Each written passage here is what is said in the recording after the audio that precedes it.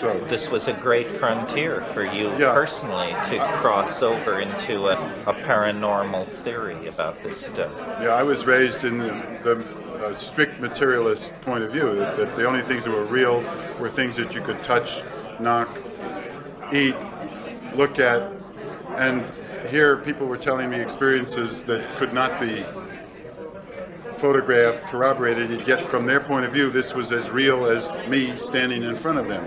And all the people I talked with were describing the exact same experiences without benefit of any kind of details in the media that could account for that. To cue that. Well, do you think that this is something that's been going on for millennia, or that this is suddenly an event with a historical element to it, and that it is recent and therefore building towards some sort of resolution?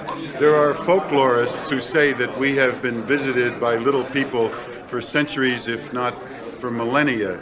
But this form of visitation has a hard edge to it that is different than what we've seen before. It started with the Betty and Barney Hill case, and since then there have been hundreds and moving now into the thousands of reported cases which have a kind of structure to it which is unlike what we've had before. There are similarities to previous visitations, but the modern abduction phenomenon has a distinction which has to be studied in its own right. And do you have an interpretation of what that distinction implies? Is it apocalyptic? Is it technological? What is it? Well, I first had to satisfy myself about what the phenomenon was, that it was not psychosis, it was not some strange dissociative condition, not some neurosis, not some contagion from the media. In fact, it has no resemblance to any psychiatric condition that in my 40 years of work in this field I had recognized. It's not some displaced abuse, all those things which naturally my colleagues and I think of in relation to this. This has its own structure, its own quality. Otherwise sane people having these highly traumatic, very dense, highly articulated, detailed, congruous experiences, which can begin to be reported in children as young as 2 years old, associated with UFOs in otherwise sane people. So I had to start by satisfying myself that this was not something else. Okay, then I can begin not from my own speculations, but from the information that the abductees themselves get from the experience. I'm beginning to put together a structure of what this is about.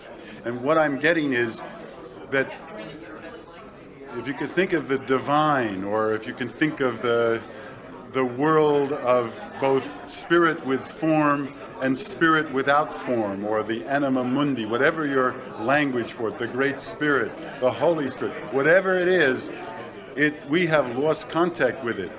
It signals us we don't listen. There are various ways that certain people have revelations and experiences. Occasionally, the more advanced spiritual people among us are reconnecting with the spirit.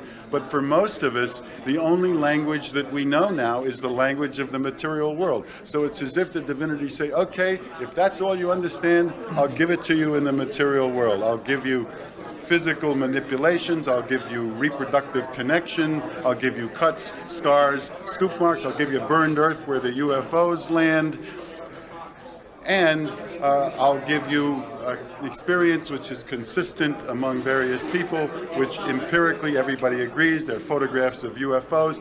It's showing up in the physical world. It may not be of the physical world as we know it, but it communicates in the physical world, and when something shows up in the physical world that belongs in the spirit world, that gets the stiff-necked materialists very excited.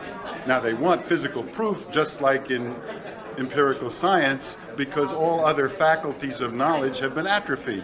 But this gets their attention because it shows up in the language we understand, which is the physical language. You link it to the anima mundi, then do you think of it as an ecological danger signal, that it's a message from an Earth intelligence, perhaps the Earth intelligence? There are two pieces of evidence that suggest that that's true.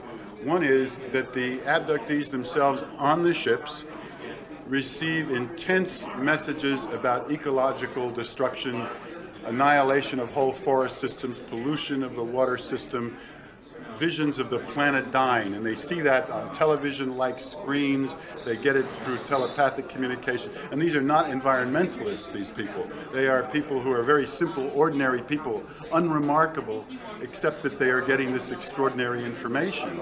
And they actually become intensely, passionately concerned about the Earth and what's happening to the Earth, and their children do, because their children may be abducted as well. So that's one piece of information. The other piece of information is they experience themselves as not in control, being taken against their wills, being treated the way we treat animals, tagged with implants, having physical, emotional experiences in which they're utterly terrified and without being able to control what's going on. And that, for them, brings home how we treat other creatures on the planet, our kind of, as was discussed at this conference in Prague by Ralph Metzner, this kind of humanistic arrogance, as if the only creatures that were really important on the planet were ourselves, and we were superior in some way to all of the life forms. This phenomenon shows us that we are being treated the way we treat animals, as if they existed only for our pleasure. And they totally transform how they treat animals, how they treat the Earth, how they relate to the environment around them. So through this experience in the body, because that's the important point here, this experience is not just information in an intellectual sense. They experience these abductions in the body. And as several abductees have said to me, we only know the body now as embodied creatures. If you want to reach us, you have to reach us through the body, because that's the only language we understand. So that tells us that the creatures are real in some sense. Well, in what sense? I suppose the future can only tell, but maybe it's part of the unraveling of the end of the millennium, some kind of union of spirit and matter. Well, John, I want to thank you for taking time off from your busy schedule of entertaining to come and talk to us. Can I make one more point? Which you Make it, dude. Okay.